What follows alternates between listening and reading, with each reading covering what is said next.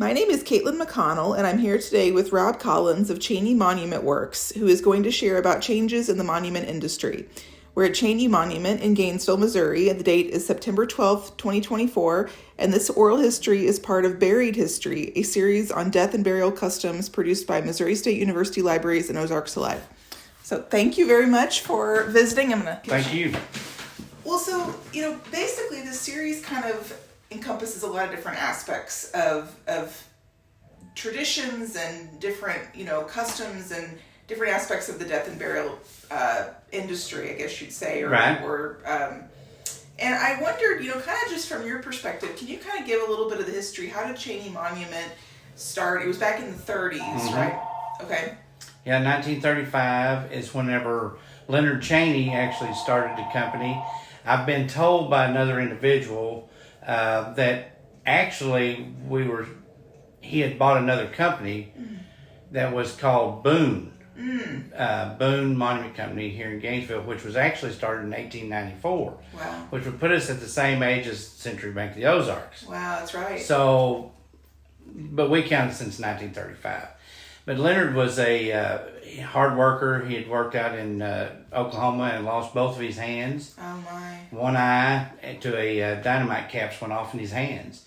And he actually made the monuments with no hands, with just those. How did he do that? He had the pinchers back in those days. Oh, my gosh. And he was able to do that. So how, I don't know, because, I was born in 1970, so I wasn't around to see him do that. But from what my uncle that owned the business before me, he had told me that he was able to do pretty much what we do. Now, how, like I said, is kind of a different, that would be a story I'd have to see for myself. But he made monuments since 1935. His son, Stanley, went into the business with him. Of course, him and his brother actually started the company. Willard and Leonard had started the company in 1935. And then Stanley came up and he was doing it. And my uncle actually worked with them also. So it was kind of a family. It was a family business at that time. But from where back then, the stencil that we use nowadays is a sophisticated rubber stencil, has a Mylar backing. I mean, it's a way better. And back then, they would actually heat the stencil in cans on a wood stove and pour it out and make it level with a roller, and then they would actually hand cut everything. Wow. And we can still do that, but of course our stencil is not rolled out with, by heat or anything like that anymore. So the changes from then till now is just unbelievable, the amount of difference that what we do now. Well, and I want to talk more about that in just a minute, because that's something I assume has evolved a lot, especially as you see the really fancy, intricate carvings and everything. But kind of, and this may be stuff that, you don't know given the time frame of all of this, but back when this started, whether it was in the 1890s or 1935, was it more common, as far as you know, for communities to have a monument company? I mean, I'm assuming transportation was more of a challenge. Yeah, from what I understand, from what I've been told over the years through, like Leonard and Stanley and my uncle and then other monument companies, is there were some bigger monument companies that was located away from here, like there was one in Lamar, and they would actually bring them in on wagons. There was actually also Montgomery Ward sold headstones. They would, I guess, ship them to you via a wagon, I'm sure, back then. Sears and Roebuck had some that they were like a concrete, and the letters were more or less pressed into them. And then I think nowadays there's more of the localized, that there's not just one here and one there. There's a few more around, that's came up over the years. But back then, in the 1890s, early 1900s, there was a lot of buying it, which we would say online nowadays, but it was catalog, you know. And I guess they'd just fill out a paper and send it in, and then they'd send back what they wanted. Wow. So, it was a different process back then. I mean, even installation of the headstones back in those days, from what I understand and have been told by the owners, or different owners, was they would take it out and set up block and tackle, which is, the pyramid, and then they would move the headstone over to it and set it. Could be an all-day affair to set one, where now we can set one in like 45 minutes. Wow. Depending on the size of the monument, of course. But wow. But yeah, it's a whole different process. My God, I wish, I've said it many times, I wish Leonard was around to see how it's evolved from back then to now. Yeah, I mean, I can't imagine. It just, no. You know, even something such a small detail as people, I assume, would not have really known for sure what this was going to look like if you had a catalog and you kind of had an impression. But I would say, and like I said, I could probably go back and look and see, but they had, what I assume was, what they've told me is they had different designs that you could pick from, and then they would just add your name and dates and maybe a epitaph of some sorts. But that's what I understand that's the way it was back then. And it's even involved even to when I was a kid, there was just books, just like a design book, and you had to pick out like a cookie cutter situation, and they would pick out that, and that's what you would use, because we had everything everything was done with tracing paper at that time. There wasn't any computerized or anything like we have now, so you would take and go to a simple slot and pull out that's one design that you've made 100 times or whatever, and place it on the monument, and everything had to be retraced and redrawn. And so you literally would trace through a stencil, and then I'm sure I'm using the wrong term, but then you chisel or burn or the sandblast it in. Okay. And what kind of stone is it that you guys use? We use granite. Everything that we use is granite. Well, we do a little bit of marble, but very little. I mean, maybe one headstone a year, if that. But mainly here, it's all granite. Okay. If this is something that's probably a stupid question, but marble, I assume, is more expensive, or is it better? Marble is more expensive. It's more soft. It's a softer. It's more porous. It's a lot heavier, and it's not as durable. I mean, it is, but it isn't. Granite is next thing closest to diamond, and marble you can actually scratch with a pocket knife. I always use pocket knife, but you can take and scratch a marble monument, scratch it, anything you want to do to it, and it's so much softer. So yeah, granite is so much harder. Does that mean that marble is better for really detailed stuff since it's softer to use? In some applications, yes. Okay. But you can do a lot of detail on granite nowadays compared to about what you could do back then, as far as that goes. I mean, God, there's laser etchings now and hand etchings. We do both. On the darker headstones, you can do the laser etchings, and man, there is some definite stuff that you couldn't imagine what you can do nowadays compared to back then. Well, so like going from that where you hand stitch, stenciled things on, what does the process look like now? Now it's the same process as what we did back then, except we're not doing as much hand cutting as what we did back then. For instance, back when I was a young man and coming back up in it, and I said we use the tracing paper. Well, with the tracing paper back then, you would draw everything on the tracing paper again, and then it's all backwards. So you put it on and you rub that on, and then you would redraw that with ink, and then you would cut everything out, and then what we call frost, which is just taking the polish off in places. But now the process is we do pretty much everything on the computer, and it gives you the size of the monument. You put your design on the computer. You're able to know exactly what it looks like. All the letters is on there. I mean, everything's right there. And then we take it to the back, and you place it on the monument, of course. And then we cut that out, the panel. We'll say it's called a panel generally. You'll cut that out and then frost it, same process. And then we'll put it back in with a glue substance called stencil filler. And then you pull everything, what we call pulling it or weeding it, take everything out, and then it leaves like your flowers, or if it's praying hands, roses, anything like that, the lettering. Then we put it into the blast room and sandblast it, which is called incising. And then we take it out once it gets to a certain depth, and we spray that with a lithochrome dye, which is made for the granite. Actually, the paint stuff's actually made at Joplin. And anyway, we use that. Then you pull everything off and you clean the monument. It's ready to go. Wow. So how long does that process generally take? If you're working on just one monument, and I tell people ask this all the time, if we just took one monument, probably about an hour and a half to 2 hour process on one. That seems a lot quicker than I would have expected. Like, oh yeah, wow.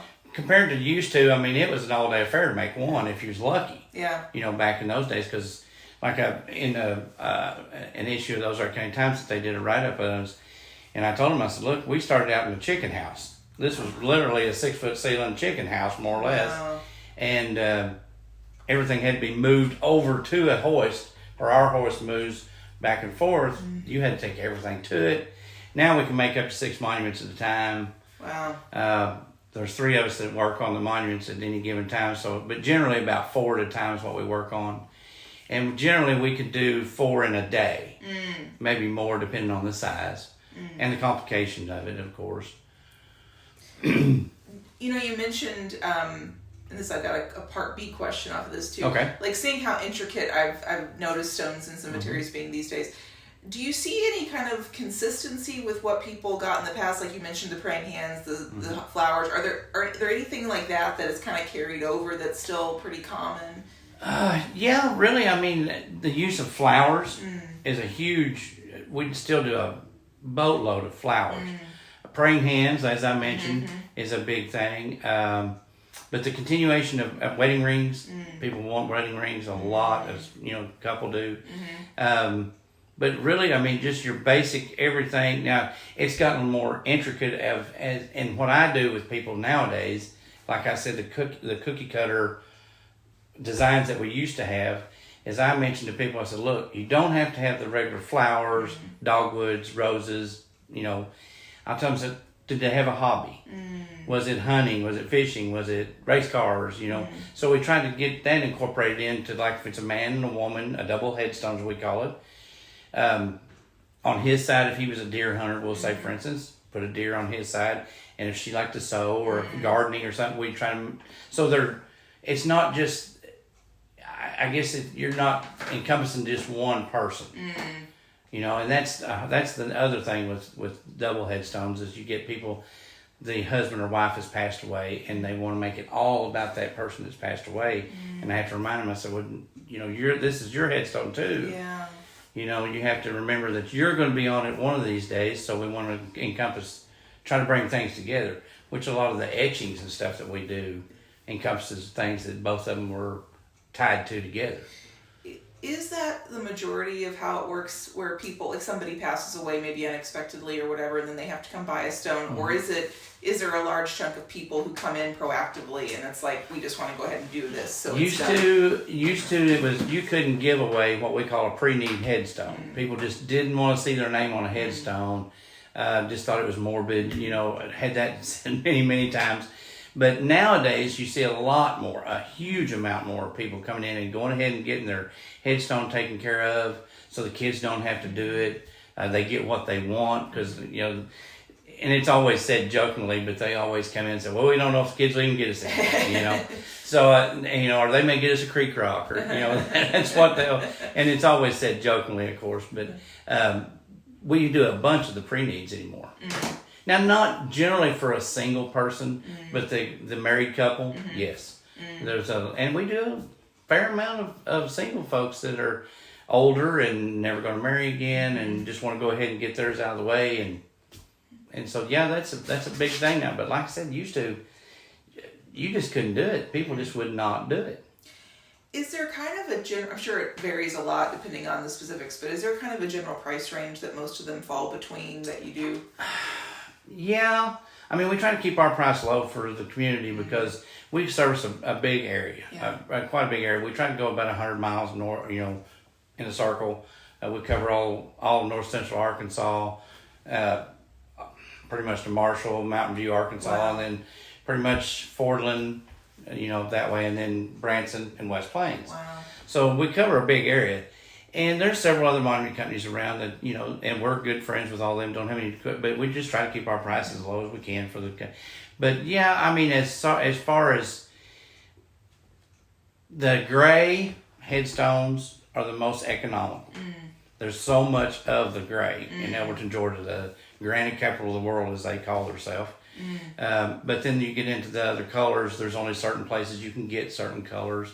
So it varies. It really does. Gray stays pretty consistent, but ever since COVID, it's went up, of course. That's a big issue that we, just like everything else, we're dealing with the same thing, that whether it be gasoline or whatever, everything has went up. So it's hard to tell. You could guarantee it would be a 5 to 7% increase in January, take effect in March. Now they're liable to hit you in the middle of the year. Yeah. Well, and I was going to ask where it came from. So it sounds like most of it comes from Georgia. Elberton, Georgia is like, that's where we get all of our gray, majority of it. And then there's, India, China, Africa. Of course, the United States has got some. North Dakota, South Dakota. There's some in Texas, Vermont, marbles and stuff like that comes out of North Carolina, South Carolina. But we get a lot of our colored granite comes from overseas nowadays. There's just not enough of the colored granite in the United States, Canada. So a lot of it's imported, a lot of it nowadays, and used to, I guess it was too, to a certain extent, but a lot of it comes from overseas nowadays, but the gray don't. We're talking about the designs and everything, and I go back to, just walking around cemeteries and being amazed at these intricate designs. And I know you kind of, talked about the process and everything. I mean, I'm curious what you think is going to be next. Do you think that I don't even imagine how it could become more artful. But are we at the limit point, or do you see, or is there I don't think we're at the limit point, but I think technology will take it probably further than what we'll see here in the Ozarks for quite some time. Now, East and West Coast may see more than what we do. Now, they're always doing something in Elberton. They're granite. I mean, that's, if you're not working somewhere, if you're not working anywhere, you're working at a granite place down there, pretty much. But they are innovating stuff all the time. I mean, there's water jets that I've heard that they're coming out with, which is like the etching. They cut some of the stone with that, so that would make sense. I know there's ways of doing recordings, like your QR codes. They're coming out with that now, to where you can actually place a QR code on the headstone, and you can go up and listen to that person talk. Now, that hasn't made it here. Not that I couldn't get it, but it wouldn't be probably a selling point in the Ozarks. Not here, anyway. Well, that's so cool, but also, you think this is forever. QR codes are not going to be the technology going, forever. So it seems a little... It's kind of like, to me, it's kind of like 8-track to cassette to CD to now we're digital. And so, to me, it's always going to evolve some way. You can't predict what they're going to come up with next. It's just like laser etching. And I've done this, like I said in Ozark County Times, in that issue that we did. From my generation, just from me coming up as a small child, like I said, I was born in 1970. Uncle bought it in 71. They babysitted me, so I've been around it all my life. And just the innovations from then till now. Laser etching there was no laser etching. There was no way you could etch something. But even the hand etchings has gotten. I've got a guy that works for me now that does the hand etchings. That's just does a phenomenal job. It's unbelievable how much time and effort and how much detail you can put into one. It's unbelievable. When something like that, this is me assuming things, and I shouldn't do that, but is finding someone who could do hand etching kind of a lost art almost, or is that still a skill that's pretty easy? I personally was very lucky. We had, backstory, my uncle, first wife passed away, he married again, and she was an artist. So she'd done paintings and all this stuff for years. And then he asked her if she could do one, and she done etchings and done a fine job. He passed away, of course, and she had gotten too old to really do it. And I knew that this gentleman that I use now had done it at another monument company while he was in college. Good artist, but now he's a school teacher. So he works for me in the evenings and on the weekends to do these etchings for me, because he's a full-time teacher at the school. At our high school, he's a high school art teacher. Unbelievable artist, does a really good job. But to find somebody that could actually do it and know all the concepts would be pretty hard. Yeah, that's a great story. Now I'm like, I want to write about him. That's such a, I mean, that's so cool. Who is that? It's Milan Chisholm is his name. Mm-hmm. Well, I don't know.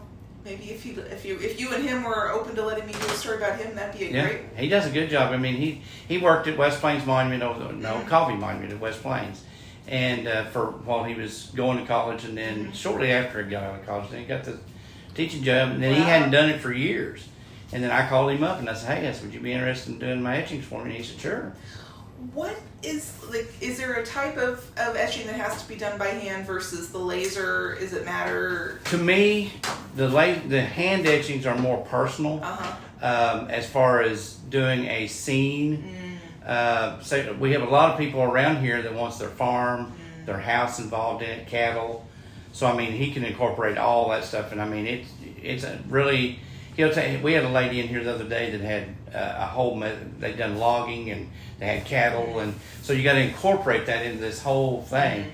And so he was just happened to be off work that day for some reason, and anyway, he came in and talked to him and sit down and made a rough sketch, and then he took it home and he'll do a rough sketch for him once he gets home, and then sends it back to us. Wow. And we get it approved, and then we do the actual etching on the headstone. So I mean.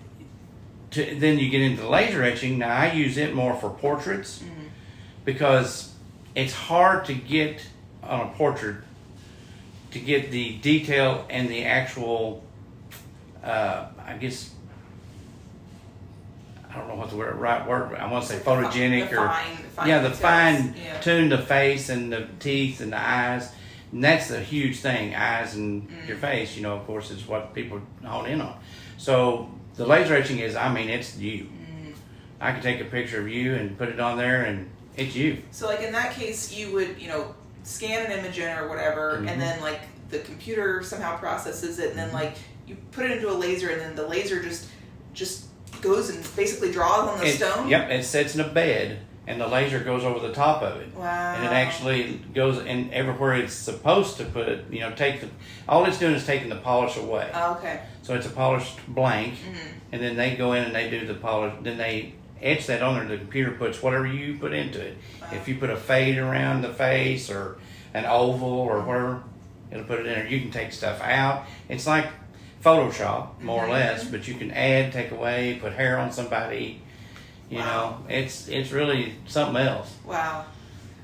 Well, you mentioned kind of your footprint, which was another question I was going to ask about, because, this again is me coming from a world that I don't know much about this. Right. But I get the sense that there are not a ton of monument companies in the Ozarks. No, not a ton, but there's a bunch. I mean, there's several. Has that been pretty consistent, or have you seen some go away over the time you've been in the business? There's been a few that's went away, a few that's moved, but consistently, most of them stick around. Okay.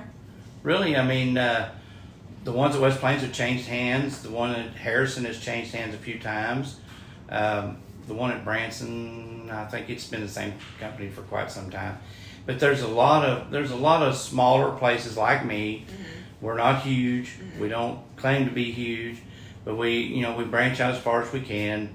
I mean, we've been to Oklahoma. We've been to almost to Iowa to set headstone to. Kansas, just south of Kansas City a couple times.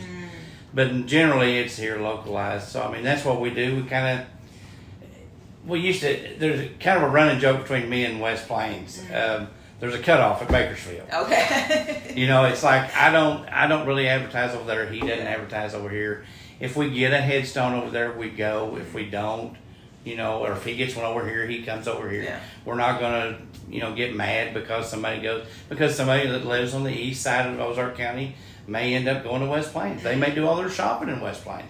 And that's a big thing for us is generally when people shop somewhere, they're going to shop in that area. Not because they're going to come to me because they live in Ozark County or whatever. But we do a huge amount of work in Arkansas. Do a huge amount of work in Arkansas. But we're 8 miles. Yeah. 8 miles from the state line. So so I mean, it's most of the places that I know of have stuck around, and I mean maybe they've changed hands through family, like us. As we actually bought the company, but I mean they were best friends, so it was one of those things where it just kind of, and he actually worked here a few times. Wow. Yeah, Stanley did. Well, and so that was a question I had too, was, having spent your whole life kind of adjacent to this. Did you always just kind of know you were gonna work here, or did you just decide at one point this is what you wanted to do? Oh, there was times when I thought that I would become a state highway patrol. When I was 18, I thought, well, I'll go to the military, come out, go to the state highway patrol, and then the more I worked in the industry, and my uncle was getting older, and we made the veterans markers for 27 years. Oh. So we did that plus the monuments here, the regular headstones, but we done those for the Veterans Administration for 27 years. So I worked here so much after school, during the summer months, on the weekends. So I thought, I ended up getting married, had a kid, and I was like, well, I'm not going to go to the military. And that was in 90. So I thought, well, I'm just going to stay here. Well, I graduated in 88. And the God's honest truth, I graduated on Sunday and went to work on Monday. Wow. Full time. Wow. Yeah. Wow. So you've been here ever since? Ever since. Wow. Took the company over in 07. Okay. Well, when you were doing the veterans ones, like for what scope? Was it for the area, for the state? We done them all over the United States, Guam, Hawaii. There was generally back then, and don't quote me on these as being true numbers now, but back then there was about 55,000 monuments that was done for the lay down veterans marker at that time. And we did about 9,000 to 10,000 of them a year. Wow. So there were 7 companies or different entities that did those, and then the government wanted to get down to one company, and so we lost the contract to that. It's amazing though that you did. Was that a long time that you guys did that?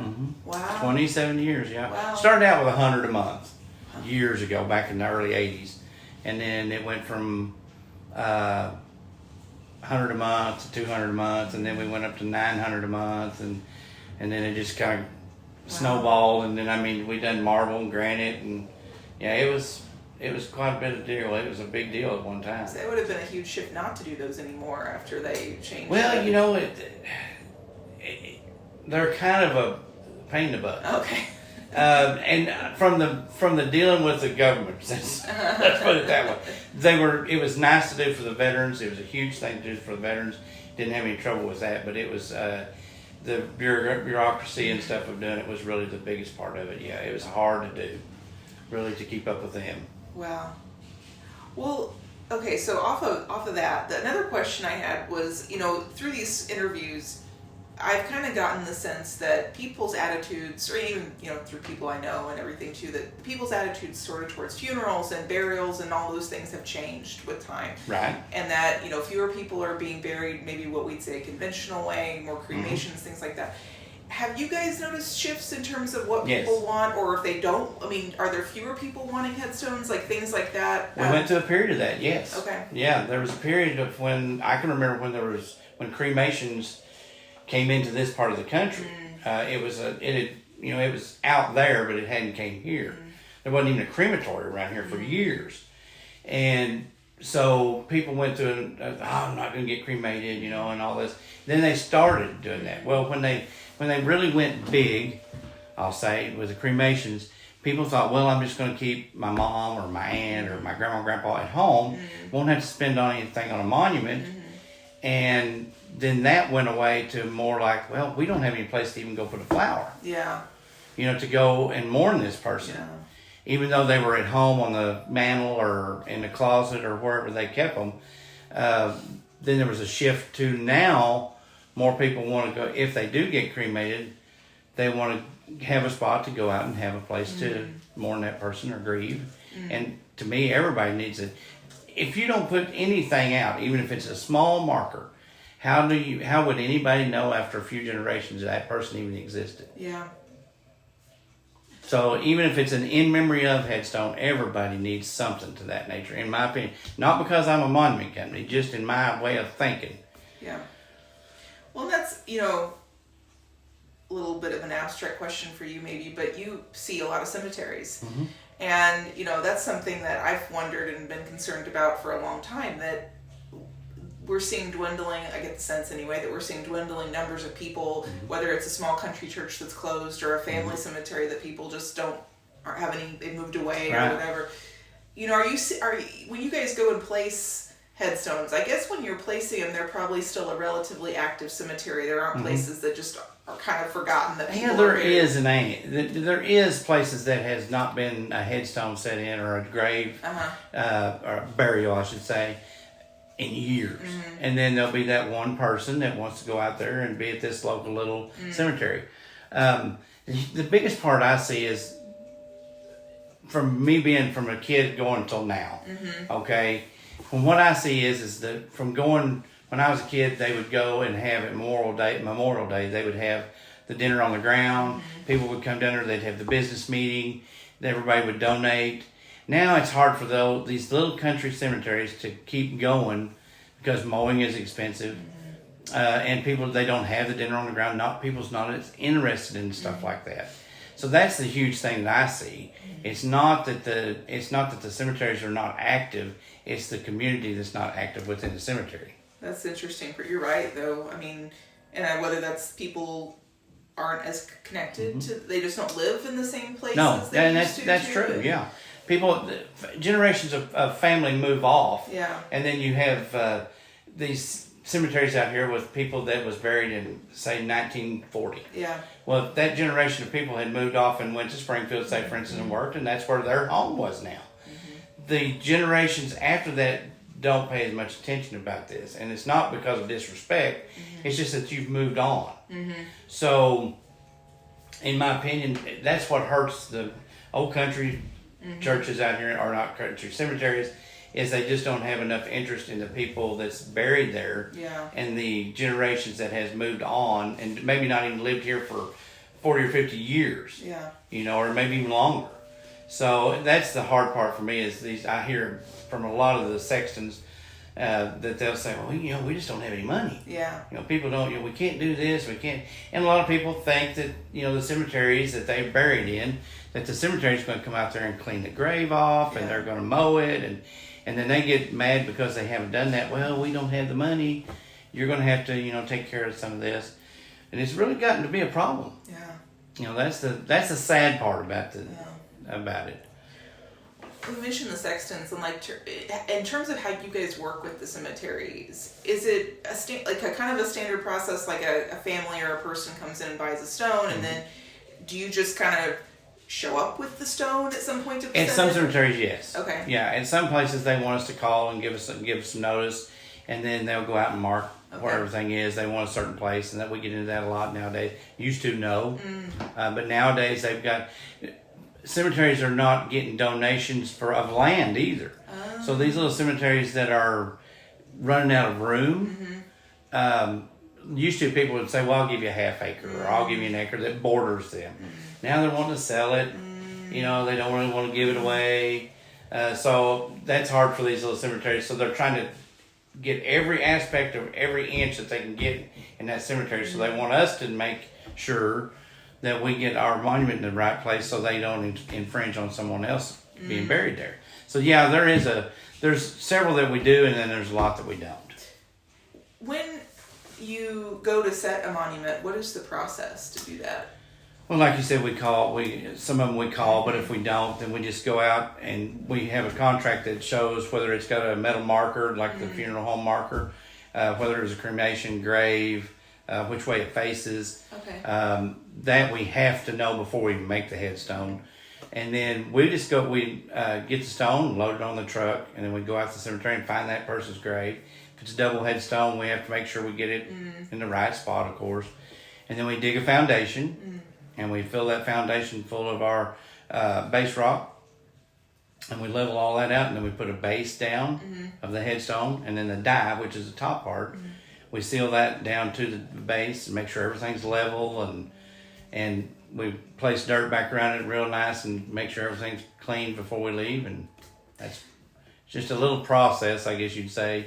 Is it where once you leave, it's 100% set and it's all okay? Yep. Once we get done, it should be there. And like we tell all of our customers, if it was you get in certain situations to where if it's they dug the grave wrong, what I call digging the grave wrong, if it's too far forward, because all the headstones generally go at the head of the grave. That's why headstone.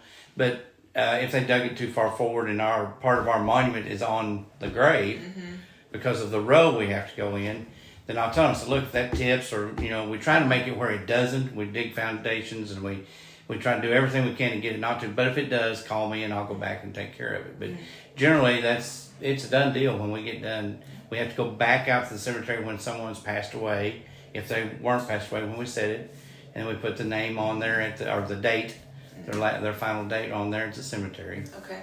So I mean, when we get done, it should be there. I'm a big stickler on that. Yeah.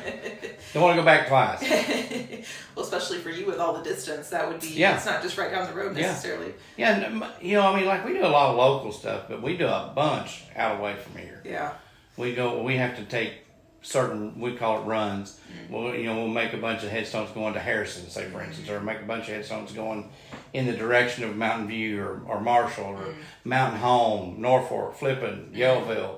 God, I mean, and then up that way, and Ava and Mountain Grove, and I mean, we just go everywhere. So we try to make runs, so we're not just taking one headstone. One-off trips.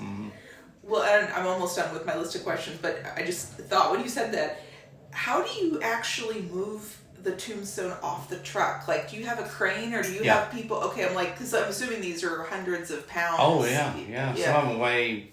We did one over West Plains here a while back it was 8 feet tall. Oh, jeez. And it was a angel, full size angel. Wow. With wings and everything, and it was a full size 5 foot.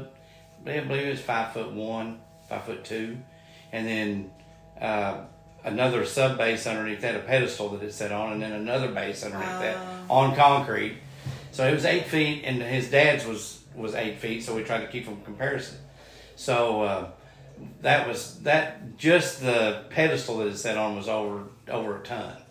So, like, you use this crane to lift it off, and then do you just park close enough that you just lower it where it's supposed to? We try to get as close, like in that situation, you have to you can't use a dolly. But I mean, that one there, we had to be close to the monument, and luckily it was in a good spot. But you pull up, and we have outriggers out. We put outriggers out, and then we have these 10,000-pound belts that we pick up the stone with the hoist, and then we're able to the hoist turns it by itself. It's all remote, and tank brings it around and sets it down for you, and then yeah. If you didn't, I mean, we've got a dolly that we got to have a 4-wheel dolly that is massive, and it weighs about 150, 200 pounds. But you can put these monuments on and take them out across the cemetery if you have to. But a lot of them we're able to set from the truck. But yeah, it's definitely used to. We didn't have that. Yeah. When I told the story in the Times. When I started, and before me, there was the slide boards.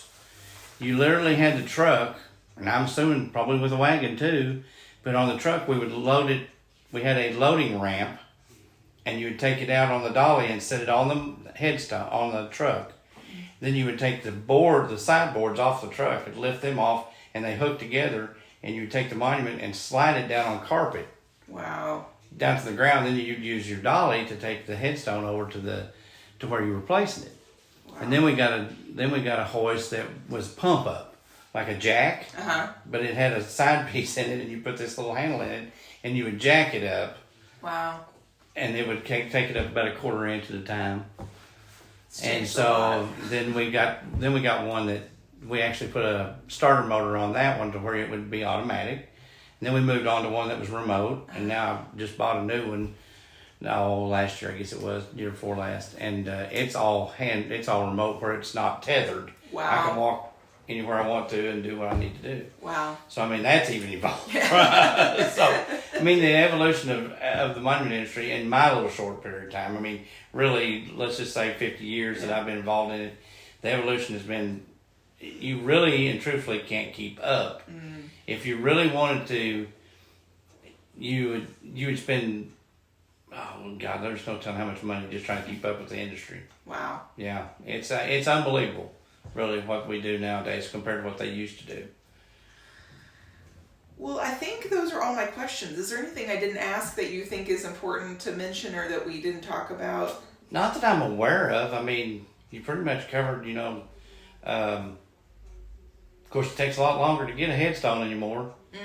It's ever since COVID, Just because of the backlog for granite. Yeah, the backlog, because of it wasn't really the amount of deaths. It was because they shut down, and they were taking orders and they weren't producing.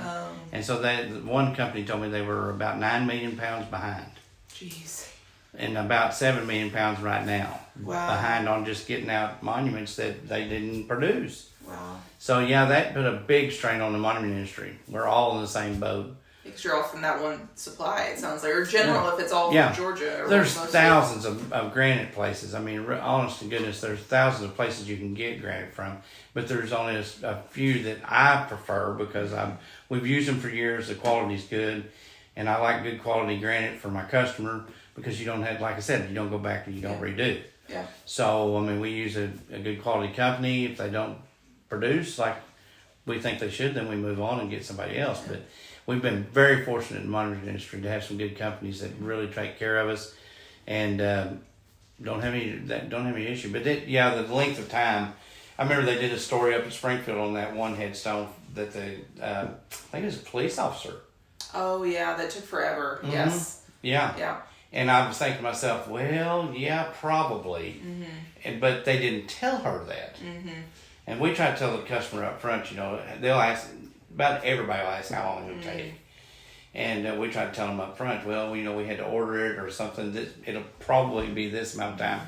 Could be this, but maybe this. So, I mean, that's what we try to do is you just got to be up front. Yeah. That was, and I told, we seen that and I was like, oh my God. They better get on the stick. And I bet they didn't order it or something, and it really worried me and another buddy of mine in the monument industry. We was like, I called him and I said, that wasn't you, was it? He said, no. He said, I was wondering if it was you. I said,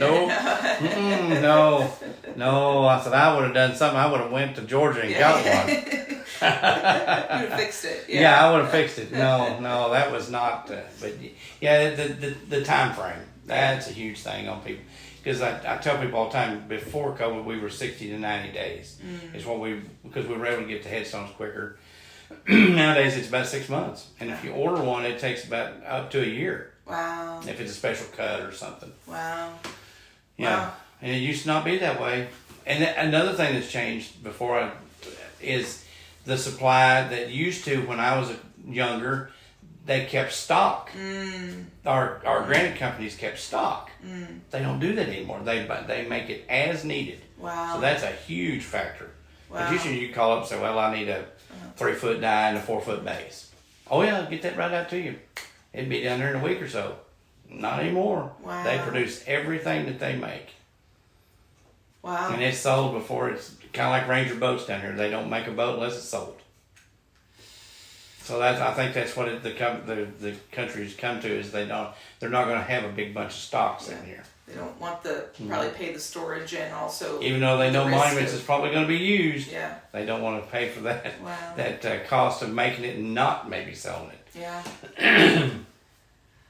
Well, this has been so interesting. Thank you for There's a bunch to learn about the monument. I'll tell you.